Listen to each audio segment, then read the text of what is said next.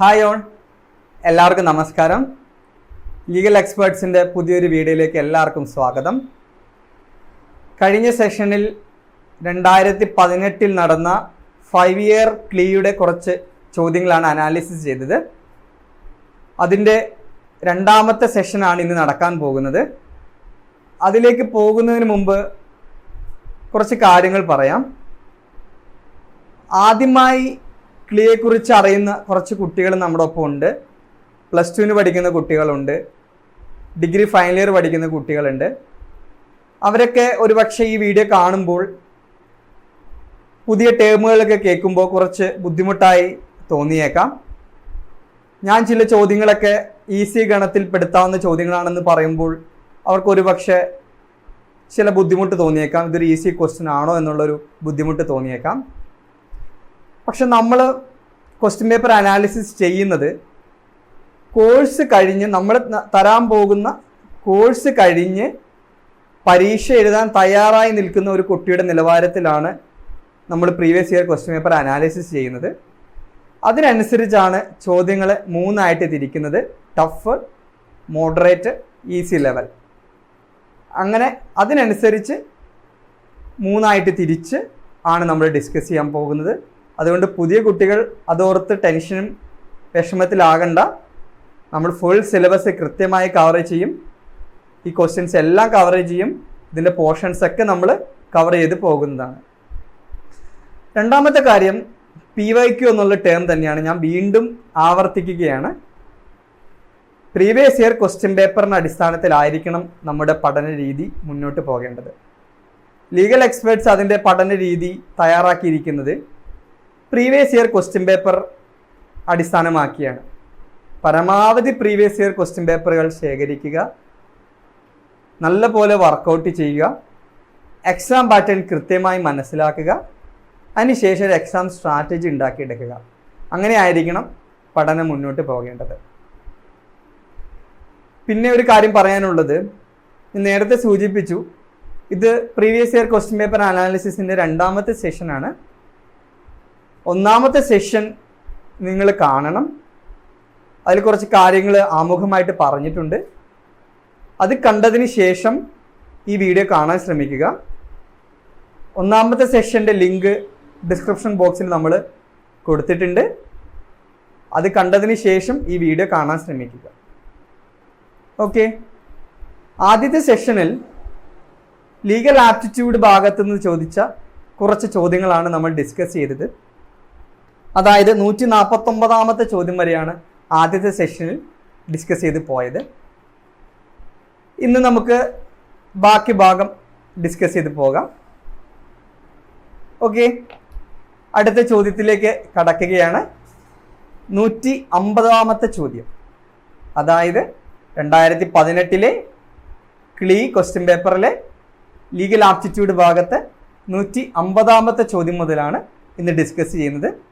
149 വരെ കഴിഞ്ഞ ക്ലാസ്സിൽ നമ്മൾ ഡിസ്കസ് ചെയ്തു.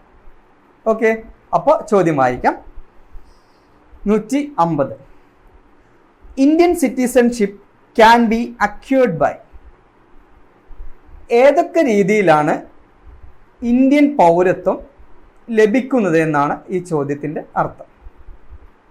ഇത് ഒരു കോൺസ്റ്റിറ്റ്യൂഷനിൽ നിന്നുള്ള ഒരു ചോദ്യം ആയിട്ട് നമുക്ക് കണക്കാക്കാം. ഇത് ഈ ഭാഗത്ത് കയറി വന്ന ഒരു ചോദ്യമാണ്. ഓപ്ഷൻ വായിക്കാം. Option A by birth, option B by descent, option C by registration, option D all of the above. ഇങ്ങനെ 4 ഓപ്ഷനാണ് കൊടുത്തിട്ടുള്ളത്. ഒരു പക്ഷെ നിങ്ങൾക്ക് അറിയാമായിരിക്കാം, നമ്മുടെ ഭരണഘടനയിൽ പാർട്ട് 2 ആണ് പൗരത്വത്തെക്കുറിച്ച് വ്യക്തമാക്കുന്നത്. അല്ലെങ്കിൽ ആർട്ടിക്കിൾ 5 മുതൽ 11 വരെയാണ് പൗരത്വത്തെക്കുറിച്ച് പറയുന്നത്. നമ്മുടെ ഭരണഘടനയിൽ പൗരത്വത്തെക്കുറിച്ച് പറഞ്ഞത് കൂടാതെ നമുക്കൊരു ആക്റ്റ് ഉണ്ട്, പൗരത്വവുമായി ബന്ധപ്പെട്ട കാര്യങ്ങളെക്കുറിച്ച് പറയുന്ന ഒരു ആക്റ്റാണ്.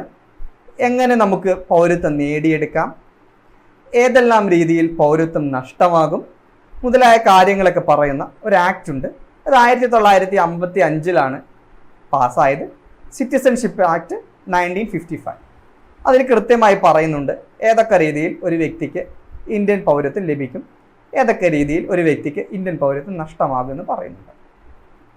ഈ ചോദ്യത്തിലേക്ക് വന്നാൽ ഇതിൻ്റെ answer option D, all of the above ആണ്. ബൈ ബർത്തിലൂടെ, ബൈ ഡിസെൻറ്റിലൂടെ, ബൈ രജിസ്ട്രേഷനിലൂടെ ഒരു വ്യക്തിക്ക് ഇന്ത്യൻ പൗരത്വം ലഭിക്കും. അപ്പോൾ answer option D, all of the above ആണ്. ഇത് ഒരു മോഡറേറ്റ് ലെവലിൽ എന്ന ഗണത്തിൽ ഉൾപ്പെടുത്താൻ പറ്റിയ ഒരു ചോദ്യമാണ്. ഭരണഘടന വൃത്തിയായി പഠിക്കുന്ന ഒരു കുട്ടിക്ക് ആൻസർ ചെയ്യാൻ പറ്റുന്ന ചോദ്യമാണെങ്കിൽ പോലും ഇതൊരു മോഡറേറ്റ് ലെവലിൽ നമുക്ക് ഉൾപ്പെടുത്താം. ഓക്കെ, അടുത്ത ചോദ്യത്തിലേക്ക് കിടക്കാം. 151, 151. A child in need of care and protection is defined under. അതായത് സംരക്ഷണം കിട്ടേണ്ട കുട്ടികളെക്കുറിച്ചുള്ള പറയുന്ന നിയമം ഏതാണ് എന്നുള്ളതാണ് ഈ ചോദ്യത്തിൻ്റെ അർത്ഥം. ഏത് ആക്റ്റാണ് അതുമായി ബന്ധപ്പെട്ടുള്ള കാര്യങ്ങൾ ഡീൽ ചെയ്യുന്നത് എന്നുള്ളതാണ് ചോദ്യം അർത്ഥമാക്കുന്നത്. ഓക്കെ, ഓപ്ഷൻ വായിക്കാം. A, juvenile justice act. B, prevention of cruelty against children act. C, POCSO act. D, child labour prohibition act. ഇങ്ങനെ 4 ഓപ്ഷനാണ് നൽകിയിട്ടുള്ളത്. ഇതിൻ്റെ ശരിയായ ആൻസർ ഓപ്ഷൻ എ ആണ്, ജുവനൈൽ ജസ്റ്റിസ് ആക്ട് ആണ്, അല്ലെങ്കിൽ JJ ആക്ട് എന്നൊക്കെ അറിയപ്പെടും. 2000-ലാണ് പാസ്സായത്. ശരിയായ ഉത്തരം option A, juvenile justice act. ഇത് അത്യാവശ്യം ഒരു മോഡറേറ്റ് ലെവലിലൊരു ക്വസ്റ്റ്യൻ ആണ്. കാരണം ഒരു പക്ഷേ പോക്സോ ആക്ട് ആണോ ചൈൽഡ് ലേബർ പ്രൊഹിബിഷൻ ആക്ട് ആണോ എന്നുള്ളതൊക്കെ ഒരു ചെറിയൊരു സംശയം നമുക്ക് ഉണ്ടാകാം. ഇത് കൃത്യമായി ആ ആക്ട് ഏതാണെന്ന് മനസ്സിലാക്കാതെ നമുക്ക് ഈ ക്വസ്റ്റ്യൻ അനാലിസിസ് ചെയ്യാൻ പറ്റില്ല, ആൻസർ ചെയ്യാനും പറ്റില്ല. ഇതൊരു ചൈൽഡ് ലോയിൽ നിന്നുള്ളൊരു ക്വസ്റ്റ്യൻ ആണ്. ഒരേ ഒരു ക്വസ്റ്റ്യൻ ആണ്, ആ ഭാഗത്തുനിന്ന് ചോദിച്ചിട്ടുള്ള ഒരേ ഒരു ചോദ്യമാണ്. ഓക്കെ, നമുക്കിപ്പോൾ അടുത്ത ചോദ്യത്തിലേക്ക് കിടക്കാം. 152. The term next friend means. അതായത് നെക്സ്റ്റ് ഫ്രണ്ട് എന്ന് ഉദ്ദേശിക്കുന്നത് എന്താണ്, അല്ലെങ്കിൽ അതിൻ്റെ നിയമപരമായിട്ടുള്ള അർത്ഥം എന്താണ് എന്നുള്ളതാണ് ചോദ്യത്തിൻ്റെ അർത്ഥം. ഇത് സിവിൽ പ്രൊസീജിയർ കോഡിൽ നിന്നുള്ള ഒരു ചോദ്യമാണ്. ഓപ്ഷൻ വായിക്കാം. Option A, official receiver. Option B, person defending a suit on behalf of a minor. Option C, person filing a suit on behalf of a minor. Option D, an officer of the court. ഇങ്ങനെ 4 ഓപ്ഷനാണ് കൊടുത്തിട്ടുള്ളത്. Order 32 of civil procedure കോഡാണ് next ഫ്രണ്ടിനെ കുറിച്ച് പറയുന്നത്. Section 4 close 1 of order 32 of CPC ആണ് qualification of next ഫ്രണ്ടിനെ കുറിച്ച് പറയുന്നത്. നെക്സ്റ്റ് ഫ്രണ്ട് എന്നുള്ള ഇവിടെ ഉദ്ദേശിക്കുന്നത് അടുത്ത കൂട്ടുകാരൻ എന്നുള്ളതല്ല, അതിന് ലീഗലായിട്ടുള്ള ഒരു അർത്ഥമുണ്ട്. അതായത് ഒരു വ്യക്തി ഒരു മൈനർ ആണെങ്കിൽ, അല്ലെങ്കിൽ ഒരു ഡിസേബിൾഡ് പേഴ്സൺ ആണെങ്കിൽ, അല്ലെങ്കിൽ ഒരു അൺസൗണ്ട് പേഴ്സൺ ആണെങ്കിൽ, അദ്ദേഹത്തെ റെപ്രസെൻ്റ് ചെയ്ത് ഒരു വ്യക്തിക്ക് ഒരു സ്യൂട്ട് ഫയൽ ചെയ്യാം. ആ വ്യക്തിയെയാണ് നെക്സ്റ്റ് ഫ്രണ്ട് എന്ന് ഉദ്ദേശിക്കുന്നത്. ഓക്കെ, ഇവിടെ ശരിയായ ആൻസർ ഓപ്ഷൻ സി ആണ്, person filing a suit on behalf of a minor. ഇത് ഒരു ടഫ് ക്വസ്റ്റ്യൻ എന്ന ഗണത്തിൽ പെടുത്താവുന്ന ചോദ്യമാണ്.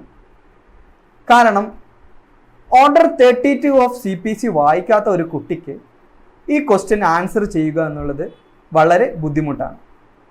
അപ്പോൾ CPC പഠിക്കേണ്ടതായിട്ടുണ്ട്. നല്ല രീതിയിൽ ഓരോ ഭാഗവും വിശദമായി പഠിക്കേണ്ടതായിട്ടുണ്ട് എന്നുള്ള സന്ദേശമാണ് ഈ ചോദ്യത്തിലൂടെ നമുക്ക് ലഭിക്കുന്നത്. ഇതുപോലുള്ളൊരു സ്ട്രാറ്റജിയാണ് ക്വസ്റ്റ്യൻ പേപ്പർ അനാലിസിസിലൂടെ നമ്മൾ ഉദ്ദേശിക്കുന്നത്. ഓക്കെ, അടുത്ത ചോദ്യത്തിലേക്ക് കിടക്കാം. 153. The year in which protection of women from domestic violence act was brought into force by government of India. ഈ ക്വസ്റ്റ്യൻ വളരെ ശ്രദ്ധയോടെ വായിച്ചില്ലെങ്കിൽ ഇതിൻ്റെ ആൻസർ തെറ്റിപ്പോകും. വളരെ ശ്രദ്ധയോടെ വായിക്കേണ്ടതായിട്ടുള്ള ഒരു ചോദ്യമാണ്. അതായത് protection of women from domestic violence act നിലവിൽ വന്ന വർഷമാണ് ചോദിക്കുന്നത്. Option A 2008, B 2007, C 2006, D 2009. ഇങ്ങനെ 4 ഓപ്ഷനാണ് കൊടുത്തിട്ടുള്ളത്. ഓക്കെ, ഇതൊരു കൺഫ്യൂഷൻ വരാനുള്ള കാരണം protection of women from domestic violence act പാസ്സാക്കിയ വർഷം 2005 നിലവിൽ വന്ന വർഷം 2006 അങ്ങനെ 2 വർഷങ്ങളുണ്ട്. അത് കൺഫ്യൂഷൻ ആവാതെ പഠിച്ചു പോകണം. 2006 നിലവിൽ വന്നത്. ഇപ്പം ഇവിടെ ശരിയായ ആൻസർ ഓപ്ഷൻ സി 2006 ആണ്.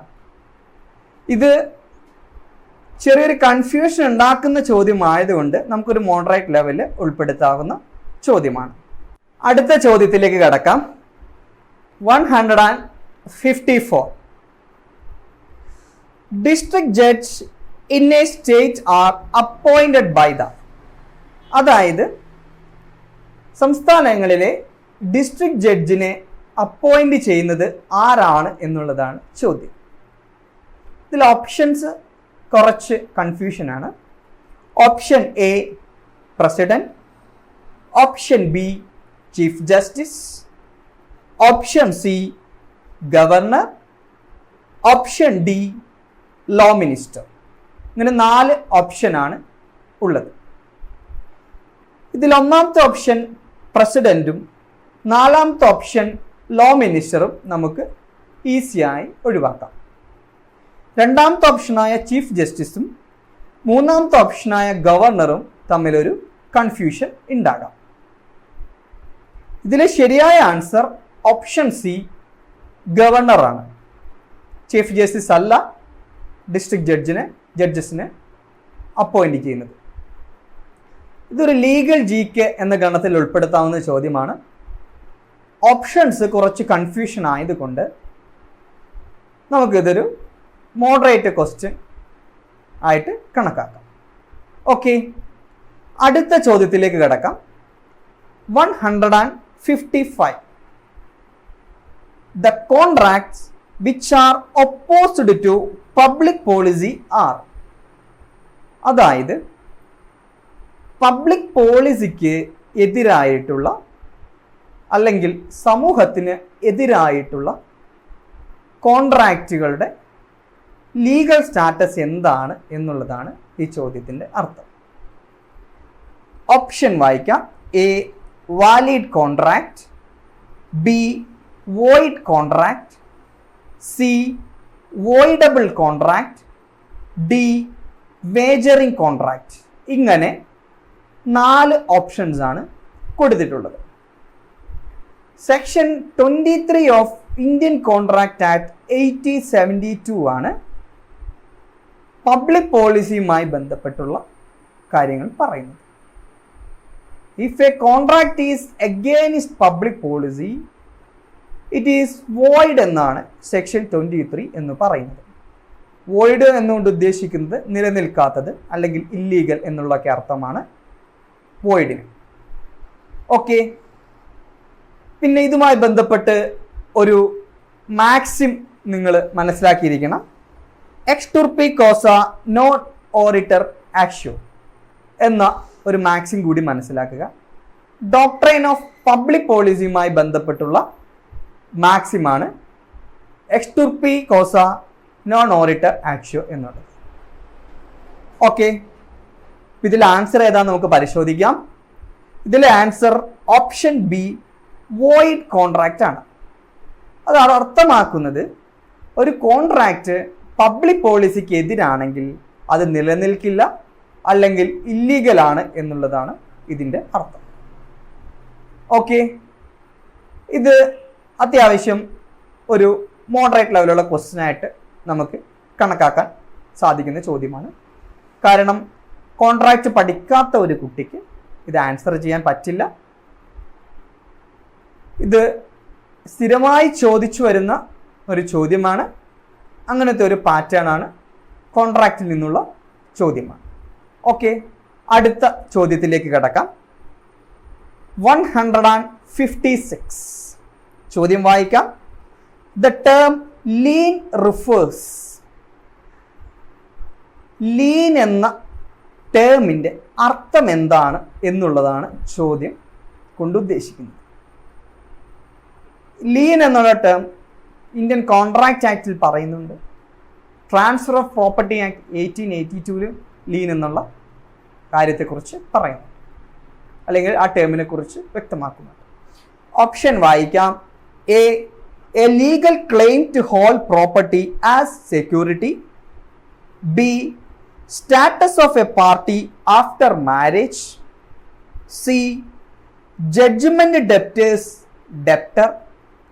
D none of this.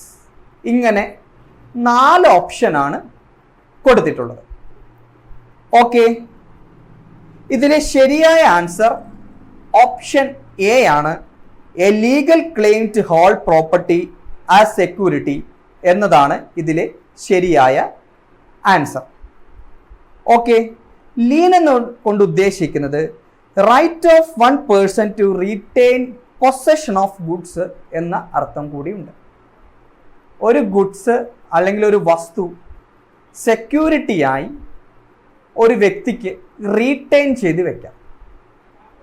ആ റൈറ്റിനെ അല്ലെങ്കിൽ അതിനെ അതുമായി ബന്ധപ്പെട്ടുള്ള ഒരു ലീഗൽ ടേമാണ് ലീൻ എന്നുകൊണ്ട് ഉദ്ദേശിക്കുന്നത്. ഓക്കെ, ഇത് ഒരു ഡീപ്പായിട്ടുള്ള ഒരു ചോദ്യമായി നമുക്ക് കണക്കാക്കാം. ഇതൊരു ടഫ് എന്ന ഗണത്തിൽ പെടുത്താകുന്ന ചോദ്യമാണ്. കോൺട്രാക്റ്റ് വിശദമായി പഠിച്ചു പോകാത്ത ഒരു കുട്ടിക്ക് ഈ ക്വസ്റ്റ്യൻ ആൻസർ ചെയ്യാൻ സാധിക്കില്ല. ഓക്കെ, 157 157 ചോദ്യം വായിക്കാം. സബ്ജുഡൈസ് മീൻസ്. ഒരു ലീഗൽ ടേമാണ് സബ്ജുഡൈസ്. CPC-യിലൊക്കെ പറയുന്ന ഒരു ലീഗൽ ടേമാണ് സബ്ജുഡൈസ്. എന്താണ് സബ്ജുഡൈസ് എന്ന ടേമിൻ്റെ അർത്ഥം എന്താണ് എന്നതാണ് ഈ ചോദ്യം കൊണ്ട് ഉദ്ദേശിക്കുന്നത്. Option A preliminary decree in a suit. Option B final decree in a suit. C under judicial consideration not yet decided. D a matter finally and substantially decided എന്നുള്ള 4 ഓപ്ഷനാണ് നൽകിയിട്ടുള്ളത്. അതായത് സബ്ജുഡൈസ് എന്നുകൊണ്ട് ഉദ്ദേശിക്കുന്നത് ഒരു വ്യക്തി ഒരു സ്യൂട്ട് ഫയൽ ചെയ്തു. സ്യൂട്ട് ഫയൽ ചെയ്ത് അതൊരു കോടതിയുടെ, ഒരു സിവിൽ കോടതിയുടെ മുൻപിൽ പരിഗണനയിലിരിക്കുന്ന അതാണ്. ആ സ്യൂട്ട് പരിഗണനയിലിരിക്കുകയാണ്. അതിനെയാണ് നമുക്ക് സബ്ജുഡൈസ് എന്ന് പറയുന്നത്. അതായത് civil court should not proceed with trial of any suit in which matter in issue is pending in another court എന്ന അർത്ഥം കൂടി അതിനുണ്ട്. അതായത് ഞാൻ നേരത്തെ സൂചിപ്പിച്ച ഒരു സ്യൂട്ട് ഒരു കോടതിയിൽ പെൻഡിങ് ആണ്. അപ്പോൾ ആ സ്യൂട്ടിനൊരു സബ്ജക്റ്റ് മാറ്റർ ഉണ്ടാവുമല്ലോ. സെയിം സബ്ജക്റ്റ് മാറ്റർ ഉള്ള വേറെ ഒരു സ്യൂട്ട് വേറെ ഒരു കോടതിയിൽ സമർപ്പിക്കാൻ പാടില്ല എന്നുള്ളതാണ് ഈ ചോദ്യത്തിൻ്റെ അർത്ഥം. അതായത് ആ സ്യൂട്ട് ഒരു കോടതിയിൽ പെൻഡിങ് ആണ്. അതേ സബ്ജക്റ്റ് മാറ്ററുള്ള വേറെ ഒരു സ്യൂട്ട് കോടതിയിൽ സമർപ്പിക്കാൻ പാടില്ല എന്നുള്ളതാണ് എന്ന അർത്ഥം കൂടി ഇതിനുണ്ട്. ഇതിൻ്റെ ആൻസർ എന്താണ്? ഓപ്ഷൻ സി ആണ്. Under judicial consideration not yet decided. അതായത് ആ കാര്യം, ആ സബ്ജക്റ്റ് മാറ്റർ അണ്ടർ ജുഡീഷ്യൽ കൺസിഡറേഷനിലാണ്, അത് ഇതുവരെ തീരുമാനിക്കപ്പെട്ടിട്ടില്ല എന്നുള്ളതാണ് ശരിയായ ഉത്തരം. ഓപ്ഷൻ സി ആണ് ശരിയായ ഉത്തരം. ഇതൊരു മോഡറേറ്റ് ലെവലുള്ള ഒരു ചോദ്യമാണ്. കൃത്യമായി ലീഗൽ ടേമുകളെ കുറിച്ച് പരിചയമില്ലാത്ത അല്ലെങ്കിൽ CPC പഠിക്കാത്ത ഒരു കുട്ടിക്ക് ഇത് ആൻസർ ചെയ്യുക വളരെ ബുദ്ധിമുട്ടാണ്. അതുകൂടാതെ തന്നെ section 10 of civil procedure code പറയുന്ന സ്റ്റേ ഓഫ് സ്യൂട്ടിനെ കുറിച്ച് പറയുന്നതാണ്. അതിലാണ് സബ്ജുഡൈസ് എന്ന ആശയത്തെക്കുറിച്ചൊക്കെ വ്യക്തമാക്കുന്നത്. ഓക്കെ, നമുക്കിനി അടുത്ത ചോദ്യത്തിലേക്ക് കിടക്കാം. 158 പോക്സോ സ്റ്റാൻഡ്സ് ഫോർ. പോക്സോ എന്ന ടേമിൻ്റെ അല്ലെങ്കിൽ ഇതൊരു ആക്റ്റാണ്, പോക്സോ ആക്ട്. അതിൽ പോക്സോ എന്നുകൊണ്ട് ഉദ്ദേശിക്കുന്നത് എന്താണ് എന്നുള്ളതാണ് ചോദ്യം ഉദ്ദേശിക്കുന്നത്. ഓപ്ഷൻ വായിക്കാം. The prevention of child sexual offences act, B the protection of children from sexual offences act, C the prohibition of child sexual offences act, D prevention of sexual offences against children act എന്നുള്ള 4 ഓപ്ഷനാണ് നൽകിയിട്ടുള്ളത്. POCSO ആക്ടിനെ കുറിച്ച് ഒരുപക്ഷെ നിങ്ങൾ കേട്ടിട്ടുണ്ടാകും. ഇത് 2012 November 14 നിലവിൽ വന്നത്. ഇതിൻ്റെ ഈ ചോദ്യത്തിൻ്റെ ഉത്തരം എന്നുള്ളത് എന്താണെന്ന് നമുക്ക് നോക്കാം. ഓപ്ഷൻ ബി ആണ് ഇതിൽ ശരിയായ ഉത്തരം. പോക്സോ എന്നുള്ള വാക്കിൻ്റെ അബ്രിവേഷൻ എന്നത് the protection of children from sexual offences act എന്നുള്ളതാണ്. പോക്സോ ആക്ട് കുട്ടികൾക്കെതിരെയുള്ള ലൈംഗിക അതിക്രമവുമായി ബന്ധപ്പെട്ട ഒരു ആക്ട് കൂടിയാണ് എന്നുള്ള കാര്യം മനസ്സിലാക്കുക. ഓക്കെ, ഇത് താരതമ്യേന ഒരു ഈസി ക്വസ്റ്റ്യൻ എന്ന ഗണത്തിൽപ്പെടുത്താവുന്ന ഒരു ചോദ്യമാണ്. ഒരു പക്ഷേ പ്രിപ്പയർ ചെയ്യാത്ത കുട്ടികൾക്ക് വരെ ഉത്തരം എഴുതാൻ സാധിച്ചേക്കാവുന്ന ഒരു ചോദ്യമാണ് 158ാമത്തെ ചോദ്യം. ഓക്കെ, അടുത്ത ചോദ്യത്തിലേക്ക് കിടക്കാം. 159. Who defined law as the command of sovereign? നിയമത്തെ കമാൻഡ് ഓഫ് സോവറിൻ എന്ന് വിളിച്ചത് ആരാണ് എന്നുള്ളതാണ് ചോദ്യം. 159ാമത്തെ ചോദ്യം വളരെ ശ്രദ്ധിക്കേണ്ട ചോദ്യമാണ്. ജൂറിസ്പ്രുഡൻസ് എന്ന ടോപ്പിക്കിൽ നിന്ന് ചോദിച്ച ഏക ചോദ്യമാണ് 159ാമത്തെ ചോദ്യം. ഈ ചോദ്യത്തിൽ നിന്നാണ് ജൂറിസ്പ്രുഡൻസ് എന്ന ഭാഗത്ത് നിന്ന് ചോദ്യം വരും എന്നുള്ള കാര്യം നമ്മൾ മനസ്സിലാക്കുന്നത്. കാരണം ഒരു പർട്ടിക്കുലർ ആയിട്ടുള്ള ഒരു സിലബസ് ഒന്നും നമുക്ക് പറഞ്ഞിട്ടില്ല എന്നുള്ള കാര്യം പ്രത്യേകം ശ്രദ്ധിക്കണം. ഓക്കെ, ഇതിൻ്റെ ഓപ്ഷൻ വായിക്കാം. Option A Austin, option B Maitland, option C Bentham, option D Hobbes. ഇങ്ങനെ 4 ഓപ്ഷനാണ് ഈ ചോദ്യത്തിൽ നൽകിയിരിക്കുന്നത്. ഇതിലെ ശരിയായ ഉത്തരം ഓപ്ഷൻ എ ഓസ്റ്റിൻ ആണ്. ഈ ചോദ്യം നമുക്കൊരു മോഡറേറ്റ് ലെവലിൽ ഉൾപ്പെടുത്താൻ പറ്റുന്ന ചോദ്യമാണ്. കാരണം ജൂറിസ്പ്രുഡൻസ് പഠിക്കാത്ത ഒരു കുട്ടിക്ക് ഈ ചോദ്യം ആൻസർ ചെയ്യാൻ വളരെ ബുദ്ധിമുട്ടാണ്. ഈ ചോദ്യം പ്രത്യേകം ശ്രദ്ധിക്കേണ്ടതാണ്. ഒരേ ഒരു ചോദ്യമുള്ളെങ്കിലും ജൂറിസ്പ്രുഡൻസ് എന്ന ടോപ്പിക്ക് ക്ലീയുടെ സിലബസിൽ ഉണ്ട് എന്ന് നമുക്ക് മനസ്സിലാകുന്ന ഈ ചോദ്യത്തിലൂടെയാണ്. 1 മാർക്ക് ഒരു ചോദ്യം ആൻസർ ചെയ്താൽ 3 മാർക്കാണ്. 3 മാർക്ക് റാങ്ക് നിർണ്ണയിക്കുന്നതിൽ വളരെ പ്രധാനപ്പെട്ടതാണ്. അതുകൊണ്ട് വളരെ സൂക്ഷ്മതയോടെ പഠിച്ചു പോകേണ്ട ഭാഗം കൂടിയാണ് ജൂറിസ്പ്രുഡൻസ് എന്നുകൂടി നമ്മൾ ഈ ചോദ്യത്തിൽ നിന്ന് മനസ്സിലാക്കും. നമുക്ക് 160ാമത്തെ ചോദ്യം പരിശോധിക്കാം. Which one of the following is not an element to constitute a state? ഒരു സ്റ്റേറ്റിന് വേണ്ടതായിട്ടുള്ള എസെൻഷ്യൽ ആയിട്ടുള്ള എലമെന്റിൽ ഉൾപ്പെടാത്തത് ഏതാണ് എന്നുള്ളതാണ് ചോദ്യം.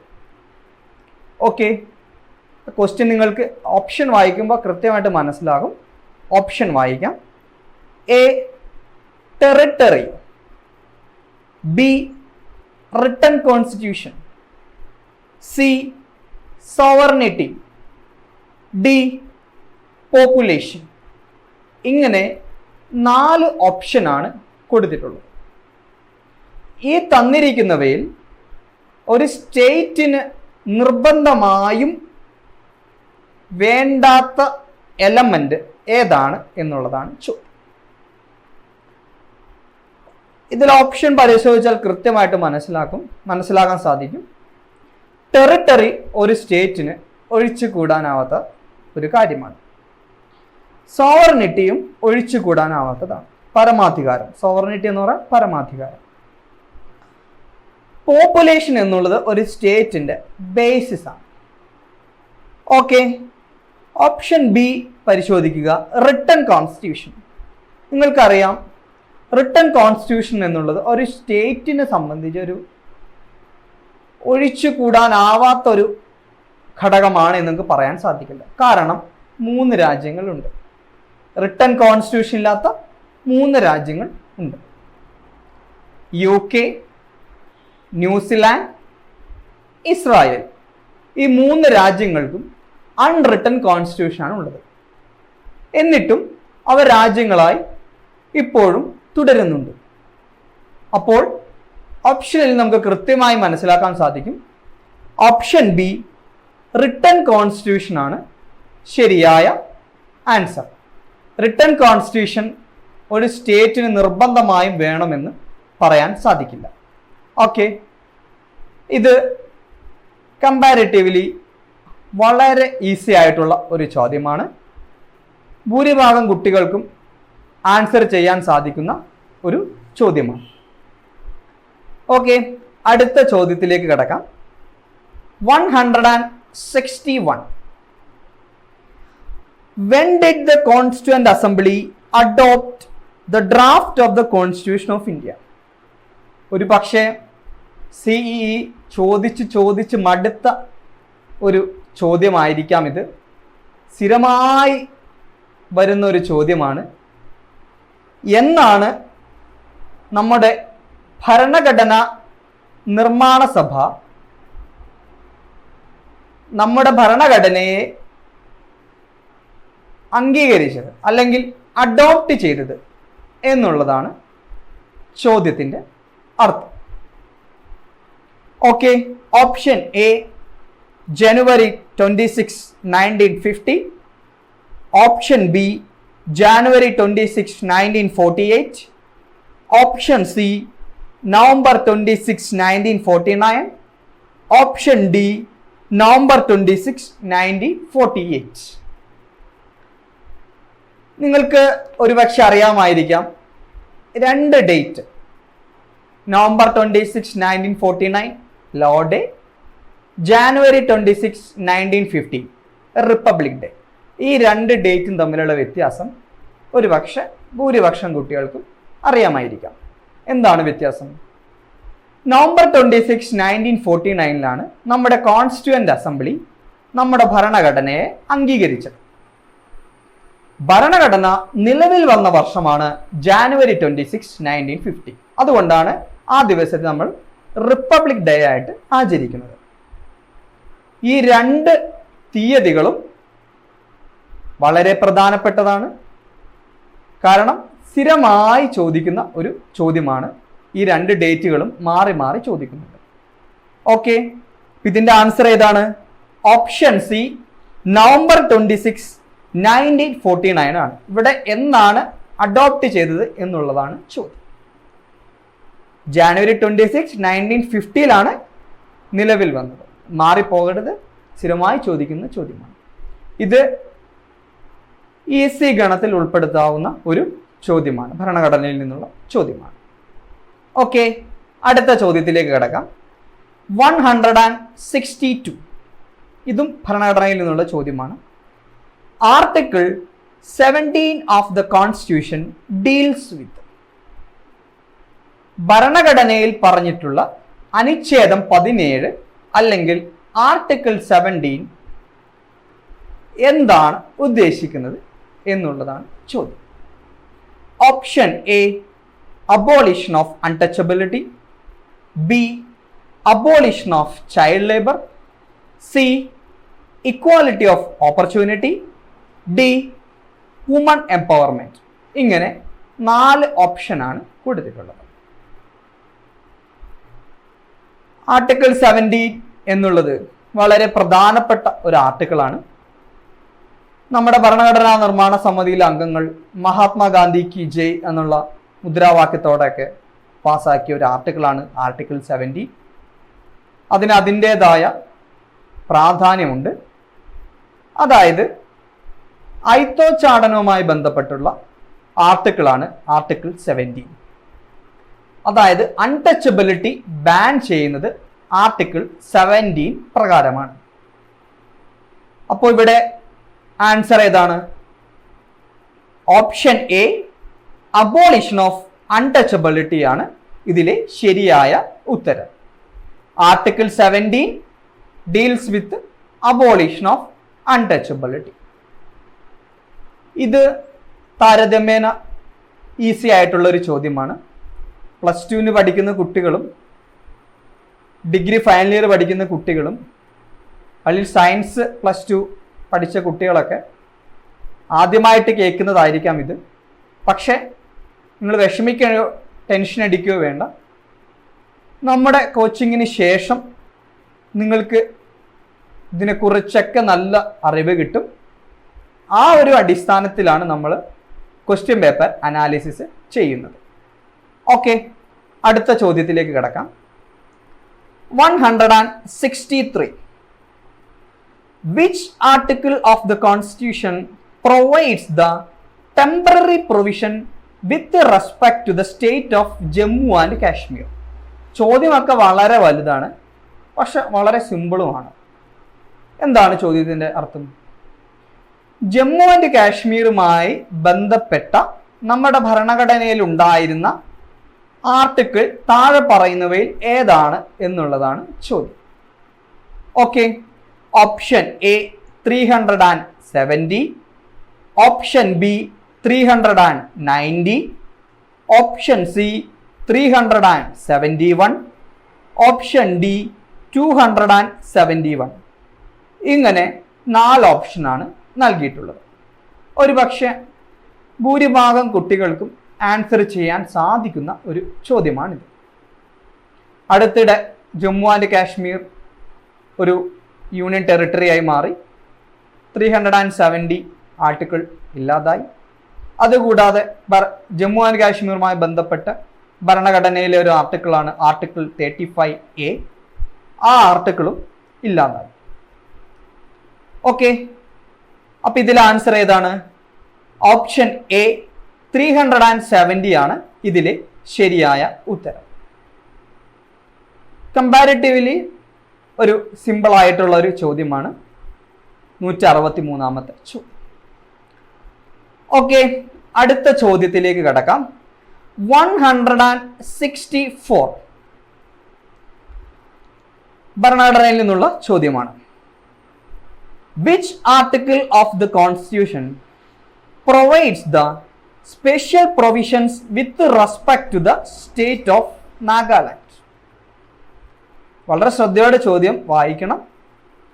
നാഗാലാൻഡുമായി ബന്ധപ്പെട്ട് നമ്മുടെ ഭരണഘടനയിൽ പറഞ്ഞിട്ടുള്ള ആർട്ടിക്കിൾ ഏതാണ് എന്നുള്ളതാണ് ചോദ്യം.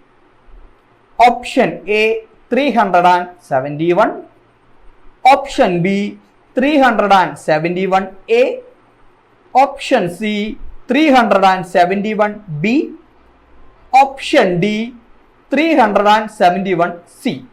ഇങ്ങനെ 4 ഓപ്ഷനാണ് നൽകിയിട്ടുള്ളത്. ഇതിലെ ശരിയായ ഉത്തരം ഏതാണ്?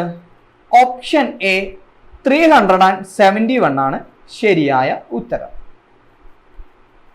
ഈ ക്വസ്റ്റ്യൻ ഒന്ന് ശ്രദ്ധിക്കൂ. വളരെ ഡീപ്പായിട്ടുള്ള ഒരു ചോദ്യമായിട്ട് നമുക്ക് കണക്കാക്കാൻ പറ്റുന്ന ഒരു ചോദ്യമാണ്. ആർട്ടിക്കിളുമായി റിലേറ്റഡ് ആയിട്ടുള്ള ചോദ്യമാണെങ്കിലും ഇതുവരെ ചോദിക്കാത്ത, സ്ഥിരമായി ചോദിച്ചു വരാത്ത ഒരു ഭാഗത്ത് നിന്ന്, ഒരു ഭരണഘടനയിലെ ഭാഗത്ത് നിന്നുള്ള ചോദ്യമാണ് 307. ഈ ചോദ്യം 164. ഓക്കെ, ശരിയായ ആൻസർ ഏതാണ്? ഓപ്ഷൻ എ 371 ആണ് ശരിയായ ആൻസർ. ഇത് ഒരു ടഫ് ഗണത്തിൽ ഉൾപ്പെടുത്താവുന്ന ചോദ്യമാണ്. ഓപ്ഷൻസ് മുഴുവൻ കൺഫ്യൂസിംഗ് ആണ്. 371A, 371B, 371C, അങ്ങനെയാണ് ബാക്കി ഓപ്ഷൻസ്. കൃത്യമായി സ്പെസിഫൈ ചെയ്ത് പഠിച്ചു പോകാതെ ഈ ക്വസ്റ്റ്യൻ ആൻസർ ചെയ്യാൻ നമുക്ക് ബുദ്ധിമുട്ടാണ്. ഓക്കെ, അടുത്ത ചോദ്യത്തിലേക്ക് കടക്കാം. 165 വായിക്കാം. The number of articles in the Constitution of India at the time of its commencement.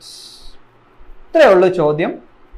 ഭരണഘടന നിലവിൽ വരുമ്പോൾ എത്ര ആർട്ടിക്കിൾസ് ഉണ്ടായിരുന്നു എന്നുള്ളതാണ് ചോദ്യം.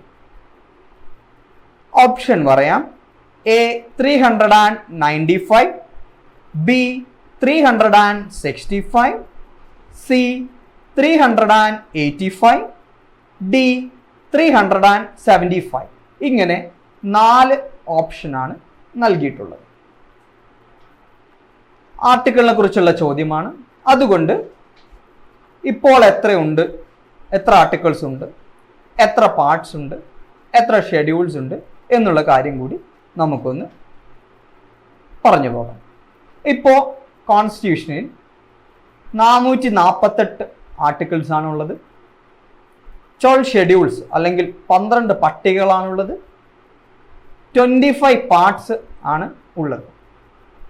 അവസാനമായി ഭേദഗതി ചെയ്തത് ജനുവരി 25, 2020 അത് 104-ാം ഭരണഘടന ഭേദഗതിയായിരുന്നു. അതായത് അവസാനമായി എന്നാണ് ഭരണഘടന ഭേദഗതി ചെയ്തത് എന്ന് ചോദിച്ചാൽ ഉത്തരം ഇപ്പോൾ പറയുകയാണെങ്കിൽ ജനുവരി 25, 2020 അത് 104-ാം ഭരണഘടന ഭേദഗതിയായിരുന്നു.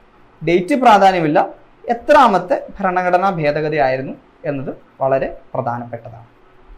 അപ്പോൾ നിങ്ങൾ നോക്കൂ, 163-ാമത്തെ ചോദ്യം, 164, 165 3 ചോദ്യങ്ങളും ആർട്ടിക്കിളുമായി റിലേറ്റഡ് ആയിട്ടുള്ള ചോദ്യമാണ്. ഇതിൽ നിന്ന് നമുക്ക് എന്ത് മനസ്സിലാക്കാൻ സാധിക്കും? എക്സാമിൻ്റെ ഒരു പാറ്റേൺ നമുക്ക് കിട്ടുന്നില്ലേ? അതായത് ആർട്ടിക്കിൾസ് വളരെ പ്രധാനപ്പെട്ടതാണ്. പ്രധാനപ്പെട്ടതായിട്ടുള്ള ആർട്ടിക്കിൾസും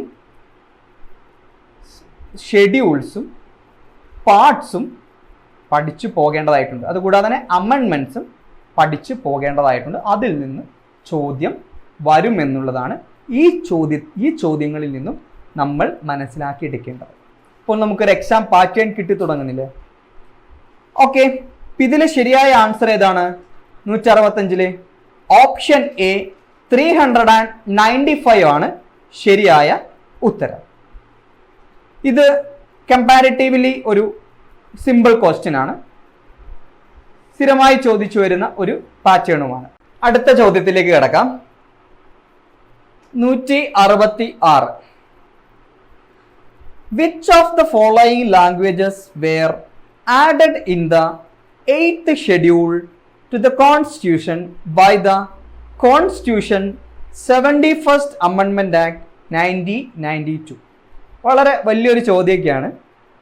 ഉദ്ദേശിക്കുന്നത് ഇത്രയാണ്: 1992-ലെ 71-ാം ഭരണഘടനാ ഭേദഗതിയിലൂടെ 8th ഷെഡ്യൂളിലേക്ക് ആഡ് ചെയ്യപ്പെട്ട ലാംഗ്വേജസ് ഏതൊക്കെയാണ് എന്നുള്ളതാണ് ചോദ്യം.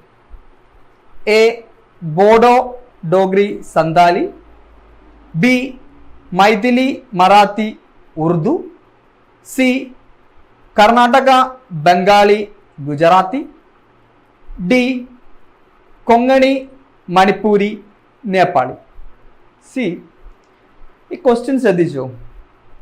അതായത് 71st അമെൻമെൻറ്റ് മനസ്സിലാക്കണം, ഏത് ഷെഡ്യൂളെന്ന് കിട്ടും നമുക്ക്. പക്ഷെ ചോദിച്ചിരിക്കുന്നത് എന്താ? അതിനും സ്പെസിഫിക് ആയിട്ടാണ് ചോദിച്ചിരിക്കുന്നത്. ആ അമെൻമെൻറ്റ് പ്രകാരം ആഡ് ചെയ്യപ്പെട്ട ലാംഗ്വേജസ് ഏതൊക്കെയാണ് എന്നുള്ളതാണ് ചോദ്യം. ഇതിൽ നിന്ന് കുറച്ച് കാര്യങ്ങൾ നമുക്ക് മനസ്സിലാക്കി പോകാം.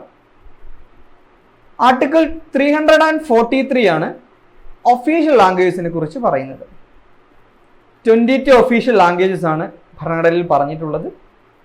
അതുകൂടാതെ തന്നെ ഭരണഘടനാ ഭേദഗതിയുമായി ബന്ധപ്പെട്ടുള്ള ആർട്ടിക്കിളാണ് 368. ഓക്കെ, അപ്പോൾ ഇതിൽ ശരിയായ ആൻസർ ഏതാണെന്ന് നോക്കാം. ഓപ്ഷൻ ഡി കൊങ്ങിണി, മണിപ്പൂരി, നേപ്പാളി എന്നുള്ളതാണ് ശരിയായ ഉത്തരം. ചോദ്യം പോകുന്ന വഴി ശ്രദ്ധിച്ചു. വളരെ ഡീപ്പായിട്ടുള്ളൊരു ചോദ്യമാണ്. 166 ആഡ് ചെയ്യപ്പെട്ട ഭാഷകൾ ഏതൊക്കെയാണ് എന്നുള്ളതാണ് ചോദ്യം. ഈ ചോദ്യത്തിൽ നിന്ന് നമുക്കൊരു പാറ്റേൺ കിട്ടും. അമെൻമെന്റ് വളരെ പ്രധാനപ്പെട്ടതാണ് എന്നുള്ളതാണ്. പ്രധാനപ്പെട്ട അമെൻമെന്റുകൾ നമ്മൾ പരീക്ഷയ്ക്ക് പഠിച്ചു പോകേണ്ടതായിട്ടുണ്ട് എന്നുള്ള സന്ദേശമാണ് ഈ ചോദ്യം നൽകുന്നത്. ഓക്കെ, ഇത് ഒരു ടഫ് ക്വസ്റ്റ്യൻ ആയിട്ട് കണക്കാക്കാവുന്ന ഒരു ചോദ്യമാണ്.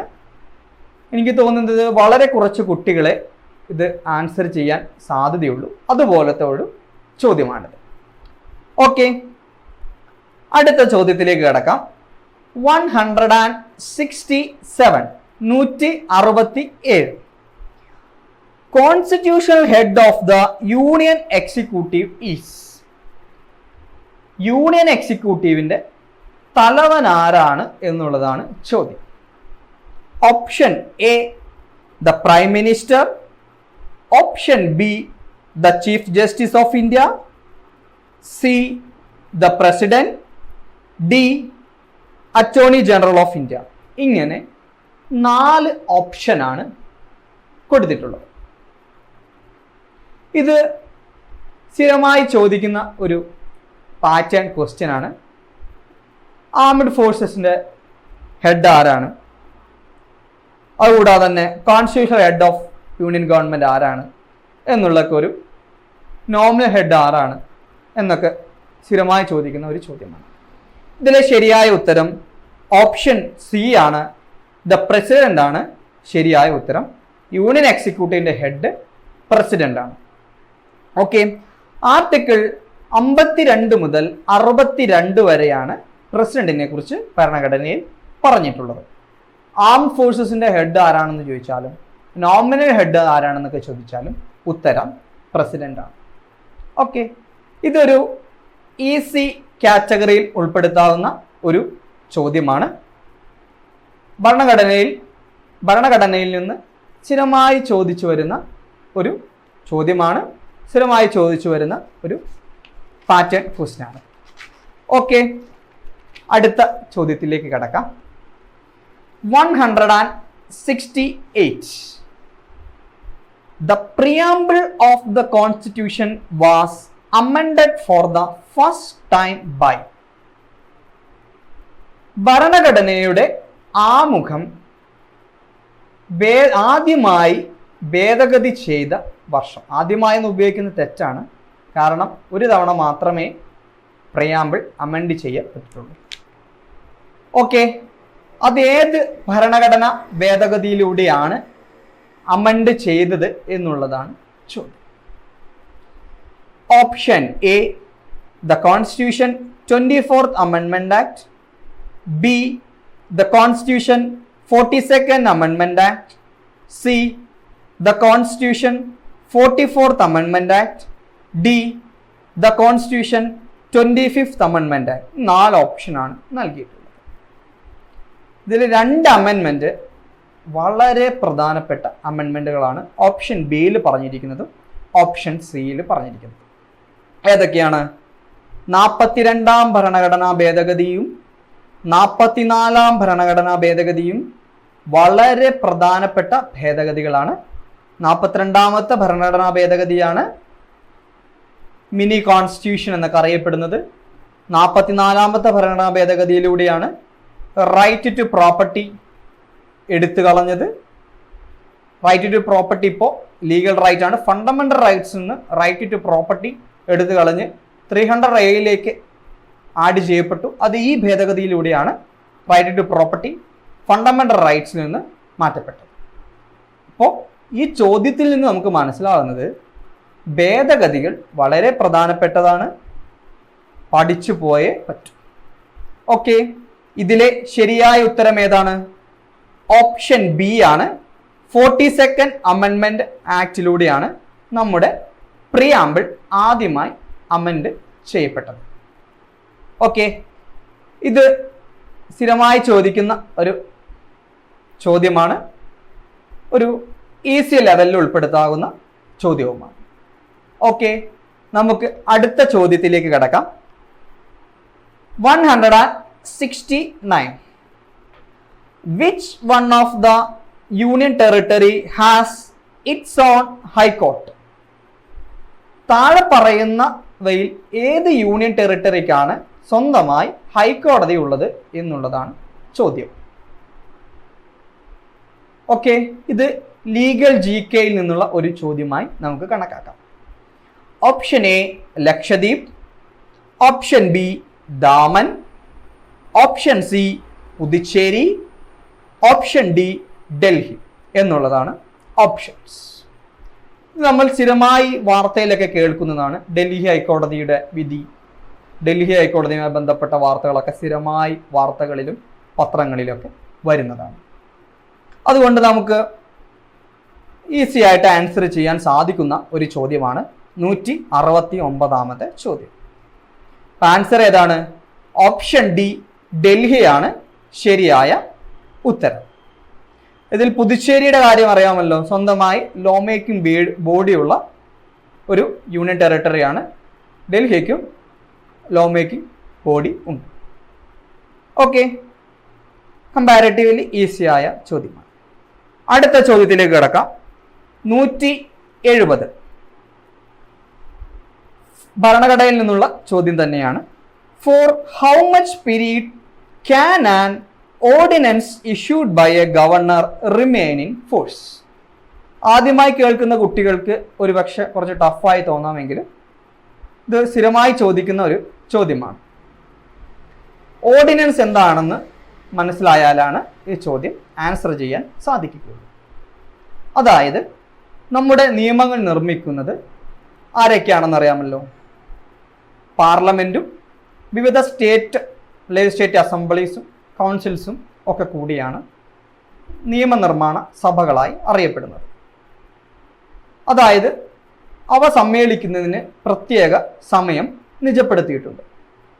മൺസൂൺ സെഷൻ, ബജറ്റ് സെഷൻ, അങ്ങനെയൊക്കെ പാർലമെൻറ്റുമായി ബന്ധപ്പെട്ട ടേമുകൾ നിങ്ങൾ ഒരുപക്ഷെ കേട്ടിരിക്കും.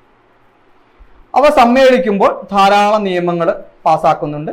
ലോക്സഭയിൽ പാസ്സാക്കുന്നു, അതിനുശേഷം രാജ്യസഭയിലേക്ക് പാസ്സാക്കാൻ വിടുന്നു, രാജ്യസഭ പാസ്സായതിനു ശേഷം പ്രസിഡന്റ് അസെന്റ് കൊടുക്കുന്നു. അങ്ങനെയുള്ള കാര്യങ്ങളൊക്കെ നിങ്ങൾ കേട്ടിട്ടുണ്ടാവും. പക്ഷേ ചില സാഹചര്യങ്ങളിൽ പാർലമെന്റോ അല്ലെങ്കിൽ സ്റ്റേറ്റ് ലെജിസ്ലേറ്റീവ് അസംബ്ലീസോ സമ്മേളിക്കാത്ത സമയത്ത് പ്രസിഡന്റിനോ ഗവർണറിനോ ചില നിയമങ്ങൾ പുറപ്പെടുവിപ്പിക്കാം. അതായത് താൽക്കാലികമായി പുറപ്പെടുവിപ്പിക്കാം. പ്രൊമുൽഗേഷൻ എന്നാണ് ആ വേർഡിന്റെ പേര്. പുറപ്പെടുവിപ്പിക്കുക എന്നൊക്കെ പറയുന്നത്. അതായത് പാർലമെന്റോ സ്റ്റേറ്റ് ലെജിസ്ലേറ്റീവ് അസംബ്ലീസോ സമ്മേളിക്കാത്ത സമയത്ത് പാസ്സാകുന്ന നിയമങ്ങളെയാണ് ഓർഡിനൻസസ് എന്ന് പറയുന്നത്. ഭരണഘടന വളരെ വ്യക്തമായി ഇതിനെക്കുറിച്ച് പറയുന്നുണ്ട്. അതായത് പ്രസിഡന്റാണ് ഒരു ഓർഡിനൻസ് പുറപ്പെടുവിപ്പിക്കുന്നതെങ്കിൽ അത് 123 ആർട്ടിക്കിൾ 123 ആണ് അതിനെക്കുറിച്ച് പറയുന്നത്. ഗവർണറാണ് ഓർഡിനൻസ് പുറപ്പെടുവിപ്പിക്കുന്നതെങ്കിൽ അത് 213, 1 and 2 അങ്ങ് മാറ്റിയിട്ടാൽ മതി, 123 നിന്ന് മാറ്റിയിട്ടാൽ മതി. 213 ആണ് എന്ന് പറയുന്നത് ഓർഡിനൻസ് ഇഷ്യൂ ചെയ്യുന്നതിനെ കുറിച്ച്, ഗവർണർ ഇഷ്യൂ ചെയ്യുന്നതിനെ കുറിച്ച് പറയുന്നത്. ഓക്കെ, നമ്മുടെ ചോദ്യം എന്താണ്? നമ്മുടെ ചോദ്യം അതല്ല. How much period can an ordinance issued by a governor remain in force? അതായത് ഒരു ഗവർണർ ഒരു ഓർഡിനൻസ് ഇഷ്യൂ ചെയ്യുകയാണെങ്കിൽ എത്ര നാളത്തേക്ക് അത് നിലനിൽക്കും? ആ കാലാവധി, ആ ഓർഡിനൻസിന്റെ കാലാവധി എത്രയാണ് എന്നുള്ളതാണ് ചോദ്യം. നിങ്ങൾ പഠിച്ചു പോകുക. 6 months 6 weeks എന്നുള്ള ടേം ഒന്ന് പഠിച്ചു പോകുക. 6 months and 6 weeks എന്താണ് ഉദ്ദേശിക്കുന്നത്? അതായത് ഒരു ഓർഡിനൻസ് ഗവർണർ ഇഷ്യൂ ചെയ്യുന്നു. 6 മാസത്തേക്ക് ആ ഓർഡിനൻസിന് കാലാവധി ഉണ്ടാകും. 6 മാസത്തിനുള്ളിൽ സ്റ്റേറ്റ് ലെജിസ്ലേറ്റീവ് അസംബ്ലി കൂടിയതിന് ശേഷം പാസ്സാക്കണം. ആ ഓർഡിനൻസ് പാസ്സാക്കേണ്ടതായിട്ടുണ്ട്. ഓക്കെ, അതാണ് 6 monthsന്റെ കാര്യം. ഇനി ഒരു 6 weeks പറഞ്ഞല്ലോ. അതെന്തെന്നാൽ ഒരു സ്റ്റേറ്റ് ലെജിസ്ലേറ്റീവ് അസംബ്ലി കൂടിയതിന് ശേഷം 6 ആഴ്ചക്കുള്ളിൽ, അതായത് ഇന്ന് ഒരു സ്റ്റേറ്റ് ലെജിസ്ലേറ്റീവ് അസംബ്ലി കൂടി, ഇന്ന് തൊട്ട് 6 ആഴ്ചക്കുള്ളിൽ ആ ഓർഡിനൻസ് പാസ്സാക്കണം. അതാണ് 6 വീക്സ് കൊണ്ട് ഉദ്ദേശിക്കുന്നത്. ഒന്നുകൂടി പറയാം, ഒരു ഓർഡിനൻസ് ഒരു പ്രസിഡന്റ് അല്ലെങ്കിൽ ഗവർണർ ഇഷ്യൂ ചെയ്തു, അത് 6 മാസത്തിനുള്ളിൽ അത് പാസ്സാക്കണം. കൺസേൺഡ് ആയിട്ടുള്ള സ്റ്റേറ്റ് ലെജിസ്ലേറ്റീവ് അസംബ്ലി അല്ലെങ്കിൽ പാർലമെന്റ് പാസ്സാക്കണം. അവ സമ്മേളിച്ചതിന് ശേഷം പാർലമെന്റോ സ്റ്റേറ്റ് ലെജിസ്ലേറ്റീവ് അസംബ്ലിയോ സമ്മേളിച്ചതിന് ശേഷം 6 ആഴ്ചക്കുള്ളിൽ അവ പാസ്സാക്കുകയും വേണം. അപ്പോൾ 6 months 6 weeks എന്നുകൊണ്ട് ഉദ്ദേശിക്കുന്നത് ഇതാണ്. ഓപ്ഷൻ വായിക്കാം. Option A maximum for 3 months, option B maximum for 2 months, option C maximum for 6 months, option D maximum for 1 year. ഇങ്ങനെ 4 ഓപ്ഷനാണ് കൊടുത്തിട്ടുള്ളത്. ഇതിലെ ശരിയായ ആൻസർ മാക്സിമം ഫോർ 6 months ആണ്. ഞാൻ നേരത്തെ സൂചിപ്പിച്ചു 6 മാസമാണ് കാലാവധി. ഇത് 6 വീക്സ് ചോദിക്കാത്തതുകൊണ്ട് കമ്പാരേറ്റീവ്ലി ഒരു ഈസി ക്വസ്റ്റ്യൻ എന്ന ഗണത്തിൽ ഉൾപ്പെടുത്താവുന്ന ചോദ്യമാണ്. ഞാൻ വീണ്ടും പറയാണ്, ആദ്യമായി കേൾക്കുന്നവർ ഇത് ആദ്യമായി കിട്ടുന്ന ഒരു അറിവായിരിക്കാം. പക്ഷെ നമ്മൾ പ്രിപ്പയർ ചെയ്തതിന് ശേഷം ഇത് വളരെ നമ്മുടെ ഭരണഘടനാ ചോദ്യങ്ങളൊക്കെ ഭരണഘടനാ ക്ലാസ്സുകളൊക്കെ കേൾക്കുന്ന കുട്ടികൾക്കൊക്കെ വളരെ സിമ്പിളായിട്ട് ആൻസർ ചെയ്യാൻ പറ്റുന്ന ഒരു ചോദ്യമാണ് 170ാമത്തെ ചോദ്യം. അടുത്ത ചോദ്യത്തിലേക്ക് കടക്കാം. 160ാമത്തെ ചോദ്യം. 160 മുതൽ 181 വരെ ഭരണഘടനയിൽ നിന്നുള്ള ചോദ്യങ്ങളാണ്. ഓക്കെ, അടുത്ത ചോദ്യത്തിലേക്ക് കടക്കാം. 171. Which of the following states have common high court? അതായത് താഴെ പറയുന്നവയിൽ കോമൺ ഹൈക്കോർട്ടുള്ള സംസ്ഥാനങ്ങൾ ഏതൊക്കെയാണ് എന്നുള്ളതാണ് ചോദ്യം. ഇത് ലീഗൽ GKയിൽ നിന്നുള്ള ചോദ്യമാണ്. ഓപ്ഷൻ വായിക്കാം. A Kerala and Karnataka, B Punjab and Haryana, C Maharashtra and Gujarat, D Kerala and Tamil Nadu. ഇങ്ങനെ 4 ഓപ്ഷനാണ് നൽകിയിട്ടുള്ളത്. ഇതിൽ ഓപ്ഷനിൽ നിന്ന് നമുക്ക് ആൻസർ ചെയ്യാൻ സാധിക്കുന്ന ഒരു ചോദ്യമാണ്.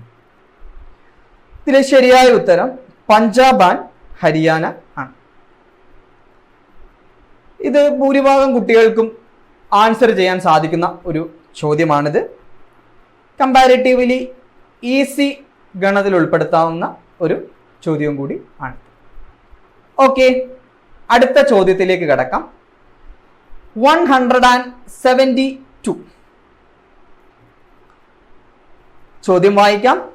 The judge of the High Court holds office till the age of.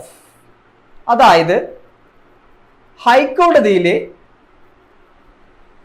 ജഡ്ജസിന്റെ retirement age ഏതാണ് എന്നുള്ളതാണ് ചോദ്യം.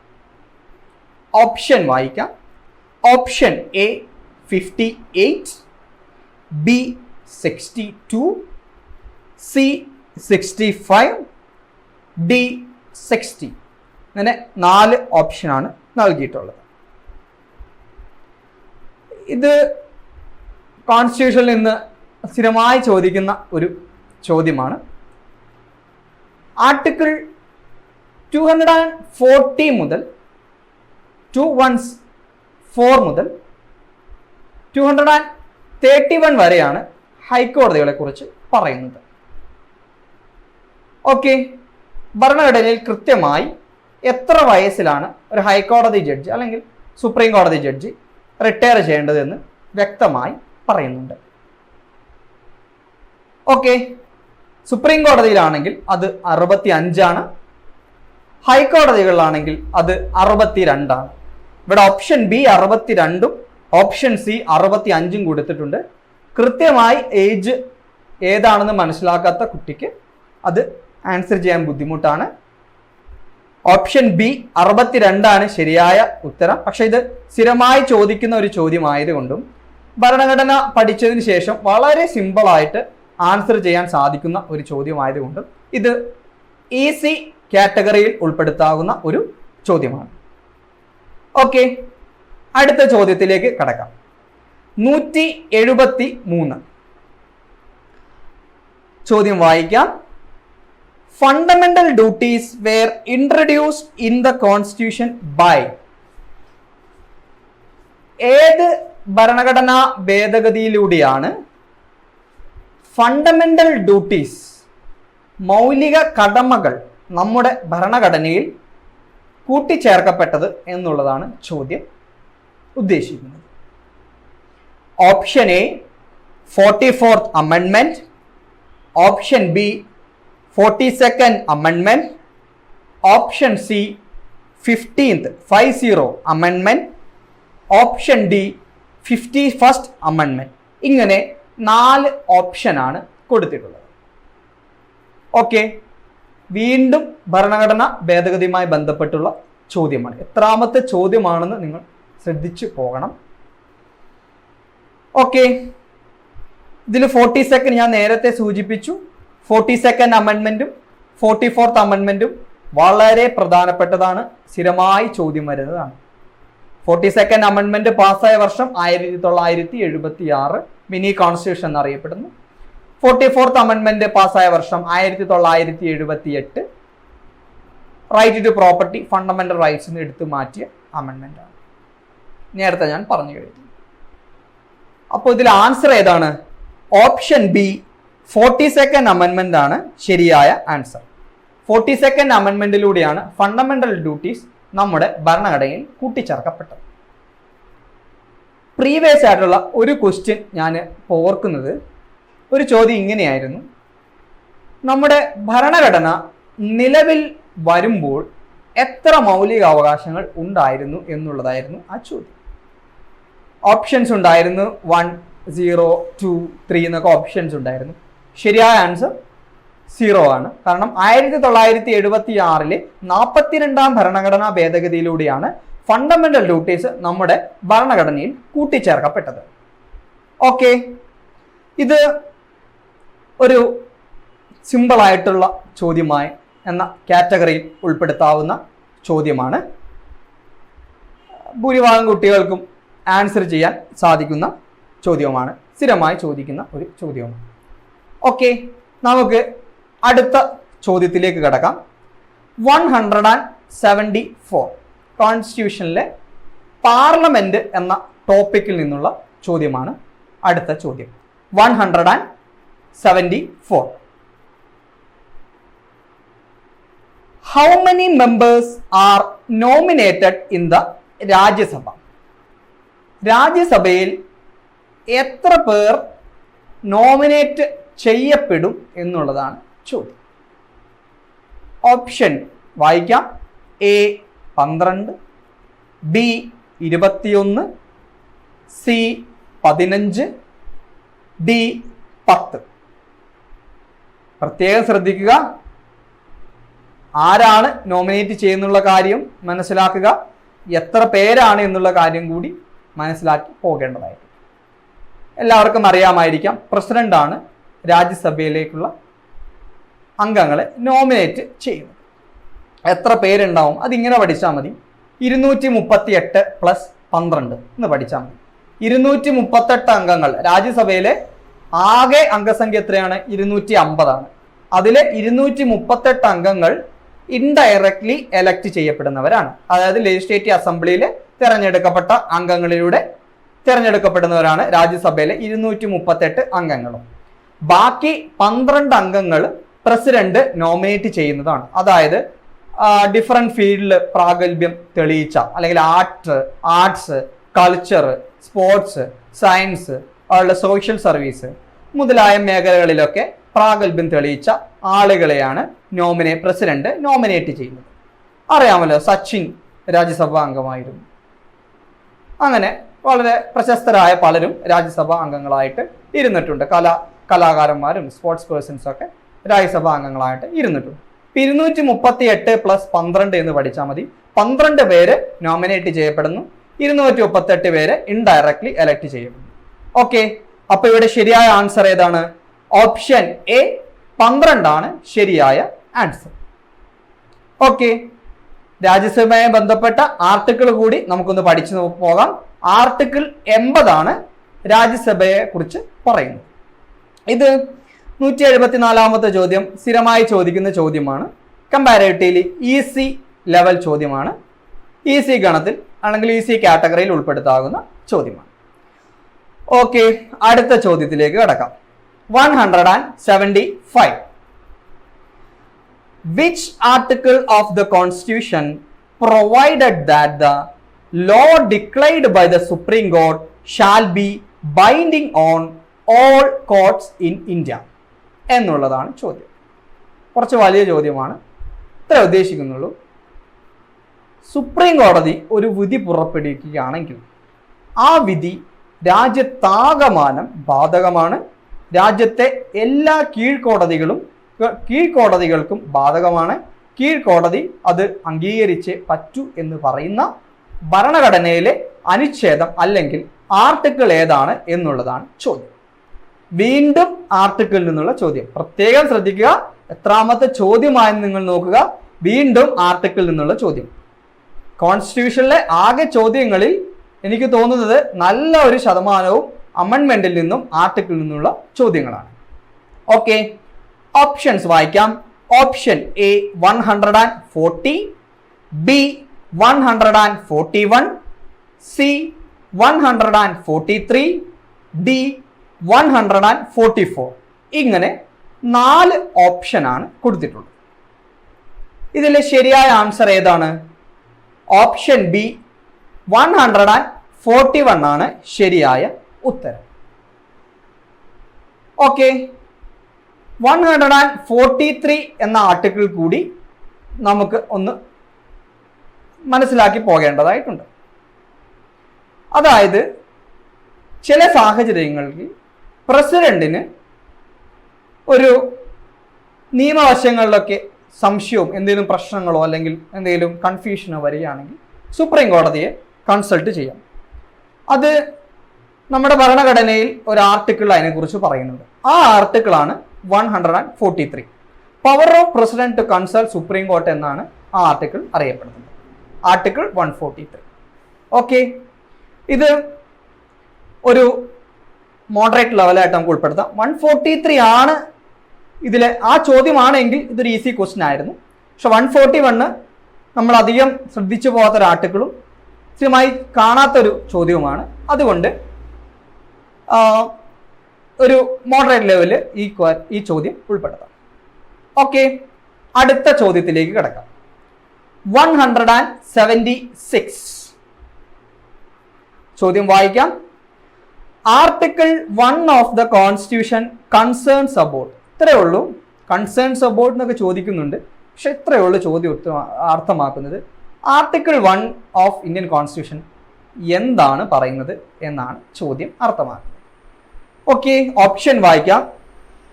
Name of the union, B territory of the union, C union territory specified in the first schedule. ഇതിലൊരു ചെറിയൊരു ബുദ്ധിപരമായ answer ചെയ്താൽ മാത്രമേ നമുക്ക് ഈ ക്വസ്റ്റ്യൻ്റെ ആൻസർ കിട്ടുകയുള്ളൂ. ചെറിയൊരു പ്രശ്നം അല്ലെങ്കിൽ ഒരു കൺഫ്യൂഷൻ ഓപ്ഷനിൽ നിന്ന് വരാൻ സാധ്യതയുണ്ട്. കാരണം എന്തെന്നാൽ ഭൂരിഭാഗം കുട്ടികളും ആർട്ടിക്കിൾ 1 എന്തെന്നാൽ ഇന്ത്യ ദാറ്റ് ഈസ് ഭാരത് എന്നുള്ളതൊക്കെയാണ് പഠിച്ചു വെച്ചിട്ടുള്ളത്. അതായത് അപ്പോൾ നെയിം ഓഫ് ദ യൂണിയൻ ആയിരിക്കും ഇതിൽ ആൻസർ, ഓപ്ഷൻ എ ആയിരിക്കും എന്ന് പറഞ്ഞിട്ട് ഭൂരിഭാഗം കുട്ടികളും അത് ക്ലിക്ക് ചെയ്യാൻ സാധ്യതയുണ്ട്. പക്ഷേ ആർട്ടിക്കിൾ 1 കൃത്യമായി മനസ്സിലാക്കിയ ഒരു കുട്ടി option D all of the above ആയിരിക്കും ആൻസർ ചെയ്യുക. കാരണം article 1 name of the union എന്നുള്ള ടേം മാത്രമല്ല പറയുന്നത്, India that is Bharat shall be union of States and territories specified in the first schedule എന്നുകൂടി പറയുന്നുണ്ട്. അപ്പോ ശരിയായ ആൻസർ ഏതാണ്? Article 1 name of the union ഉണ്ട്, ടെറിട്ടറി ഓഫ് ദ യൂണിയൻ ഉണ്ട്, union territory specified in the first schedule ഉണ്ട്. അതുകൊണ്ട് ശരിയായ ഉത്തരം ഓൾ ഓഫ് ദ എബോവ് ആണ് ശരിയായ ഉത്തരം. ഓക്കെ, നമുക്ക് അടുത്ത ചോദ്യത്തിലേക്ക് കടക്കാം. 176 കുറച്ച് കൺഫ്യൂഷൻ ഉണ്ടാക്കുന്നുണ്ട് ഓപ്ഷൻ കാരണം. അതുകൊണ്ട് ഇതൊരു മോഡറേറ്റ് കാറ്റഗറിയിൽ ഉൾപ്പെടുത്താവുന്ന ചോദ്യം ആണ്. ഓക്കെ, അടുത്ത ചോദ്യം 177. വീണ്ടും ഭരണഘടനയിലെ അമെൻഡ്മെന്റ് എന്ന ടോപ്പിക്കിൽ നിന്നുള്ള ചോദ്യമാണ് വരാൻ പോകുന്നത്. വായിക്കാം. Which amendment of the constitution reduced the age for registration as voter from 21 to 18 എന്നുള്ളതാണ് ചോദ്യം. അതായത് ഏത് ഭരണഘടനാ ഭേദഗതിയിലൂടെയാണ് വോട്ട് ചെയ്യാനുള്ള പ്രായം 21 നിന്ന് 18 കുറച്ചത് എന്നുള്ളതാണ് ചോദ്യം. ഓക്കെ, നമുക്ക് ഓപ്ഷൻസ് ഒന്ന് നോക്കാം. A, the constitution 16th amendment act. B, the Constitution 44th Amendment Act. C, the Constitution 61st Amendment Act. D, the Constitution 42nd Amendment Act. ഇങ്ങനെ 4 ഓപ്ഷൻ ആണ് തന്നിട്ടുള്ളത്. ഓക്കെ, ഇത് സ്ഥിരമായി കണ്ടുവരുന്ന ഒരു ചോദ്യം തന്നെയാണ്. ഇതിലെ ശരിയായ ആൻസർ 61st അമെൻഡ്മെന്റ് ആക്ട് ആണ് ശരിയായ ആൻസർ. ഇതിലെ ഇയറും കൂടി ഒന്ന് മനസ്സിലാക്കി പോവുക. 1989 1989 ഈ അമെൻഡ്മെന്റ് പാസ്സാക്കിയിട്ടുള്ളത്. ഓക്കെ, ബാക്കി അമെൻഡ്മെന്റ് എല്ലാം അറിയാമല്ലോ. 44th amendment related to right to property. 42nd amendment 1976 mini constitution എന്ന് പറയുന്നു. ഓക്കെ, അടുത്ത ചോദ്യത്തിലേക്ക് കടക്കാം. ഇത് സ്ഥിരമായി ചോദിക്കുന്ന ഒരു ചോദ്യമാണ്, സ്ഥിരമായി ചോദിക്കുന്ന ഒരു പാറ്റേൺ ആണ്. അതുകൊണ്ട് ഒരു ഈസി കാറ്റഗറിയിൽ ഉൾപ്പെടുത്താവുന്ന ഒരു ചോദ്യമാണ് 177. അടുത്ത ചോദ്യത്തിലേക്ക് കടക്കാം. 178. ഇതും ഭരണഘടനയിലെ സ്ഥിരമായി ചോദിക്കുന്ന അല്ലെങ്കിൽ സ്ഥിരമായി ചോദ്യങ്ങൾ പ്രതീക്ഷിക്കാവുന്ന ഒരു ഭാഗത്തു നിന്നുള്ള ചോദ്യമാണ്. വായിക്കാം. Which article of the Constitution deals with the provision as to financial emergency? നമുക്കറിയാം, നമുക്ക് 3 ടൈപ്പ് എമർജൻസി ആണുള്ളത്. National emergency, state emergency, financial emergency. National emergency ഏതാണ്? ആർട്ടിക്കിൾ 352. സ്റ്റേറ്റ് എമർജൻസി ആർട്ടിക്കിൾ ഏതാണ്? 356. ഇവിടെ ചോദ്യം എന്താണ്? ഫിനാൻഷ്യൽ എമർജൻസിയുമായി ബന്ധപ്പെട്ട് ഭരണഘടനയിൽ പറഞ്ഞിട്ടുള്ള ആർട്ടിക്കിൾ ഏതാണ് എന്നുള്ളതാണ് ചോദ്യം. ഓപ്ഷൻ വായിക്കാം.